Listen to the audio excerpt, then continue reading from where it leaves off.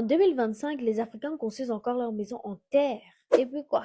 On veut souvent nous faire croire que pour être développées, les villes africaines doivent ressembler à Paris, à New York, à Dubaï, etc. Mais pourquoi vouloir être des copier-coller souvent ratés de ces villes-là, alors qu'à côté, on a nos propres architectures et nos propres matériaux qui respirent notre identité et sont en accord avec notre environnement. Aujourd'hui, des architectes comme Francis Kéré du Burkina Faso, Mariam Kamara du Niger ou encore Nzinga Boub du Sénégal réinventent ces techniques avec des designs modernes en mariant héritage et innovation. Ils livrent des constructions esthétiques, solides et adaptées à l'environnement. Parce que dans les zones chaudes d'Afrique, au lieu d'utiliser uniquement du béton et d'installer des clims partout, ils utilisent la terre et intègrent des systèmes d'aération naturels. On a un bel exemple de ce genre de structure avec cette école conçue par Francis Kéré. Ces architectes s'inspirent de ce qui a toujours été là. Des techniques ancestrales d'architecture africaine, des matériaux locaux adaptés au climat, avec leur touche personnelle de créativité et de modernité. C'est ce qui donne ces œuvres originales, magnifiques, qui transpirent l'Afrique et qui n'ont rien à envier aux buildings américains. Si toi aussi tu es fan de l'architecture africaine, n'hésite pas à me donner quelques exemples en commentaire et on va se retrouver dans une prochaine vidéo. Bye!